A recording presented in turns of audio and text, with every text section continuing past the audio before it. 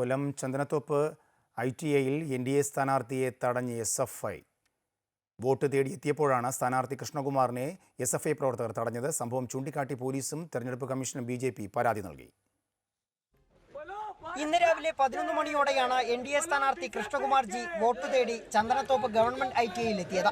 കലാലയത്തിലേക്ക് കടന്ന കൃഷ്ണകുമാറിനെ SFI പ്രവർത്തകർ കവാടത്തിൽ തടയുകയായിരുന്നു. ഇത് ചോദ്യം ചെയ്ത ABVP പ്രവർത്തകർ എത്തിയതോടെയാണ് സംഘർഷമുണ്ടായത്.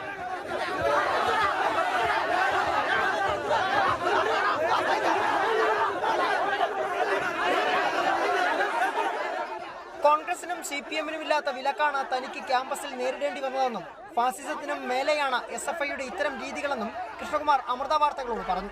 ജനാധിപത്യ രീതിയിൽ നമ്മൾ വന്ന് വോട്ട് ചോദിക്കുന്നു, മറ്റ് 2 സ്ഥാനാർത്ഥികൾ ചോദിച്ചിരിക്കുന്നു.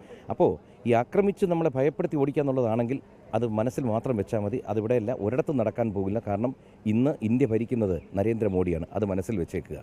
അതേസമയം ITIയിലെ കായികമേളയിൽ മികച്ച പ്രകടനം കാഴ്ചവെച്ചവർക്കുള്ള സമ്മാനദാന ചടങ്ങിന് സ്ഥാനാർത്ഥിയെ നിയോഗിച്ചത് തങ്ങളോട് ആലോചിക്കാതെയാണെന്നും ഇതിനെ എതിർക്കുക മാത്രമാണ് ചെയ്തതെന്നും SFI യൂണിറ്റ് സെക്രട്ടറിയും പറഞ്ഞു. BJPയുടെ കാൻഡിഡേറ്റ് വന്നിട്ട് കൊടി തോരണങ്ങളായിട്ട് ഒന്ന് ഉദ്ഘാടനം ചെയ്യാൻ കയറുന്നതാണ് ഞങ്ങൾ കാണുന്നത്. അപ്പോൾ ഞങ്ങൾ 3 യൂണിയൻ മെമ്പേഴ്സ് ഉണ്ട്. ഇത് അവരടുത്ത് പോലും ഒരു തീരുമാനം എടുക്കാതെ ഒന്നാണ് ഉദ്ഘാടനം ചെയ്യാൻ കയറി വന്നത്. അതിനെതിരെ ചെറുക്കുകയാണ് ഞങ്ങൾ ചെയ്തത്. സ്ഥാനാർത്ഥിയും അധ്യാപകരും ഇടപെട്ടാണ് വിദ്യാർത്ഥികളെ ശാന്തരാക്കിയത്. സംഘർഷാവസ്ഥ കണക്കിലെടുത്ത് വൻ പോലീസ് സന്നാഹം ക്യാമ്പസിൽ ക്യാമ്പ് ചെയ്യുന്നുണ്ട്. സംഭവത്തിൽ പോലീസിനും തെരഞ്ഞെടുപ്പ് കമ്മീഷനും BJP പരാതി നൽകി. അമൃത ന്യൂസ്, കൊല്ലം.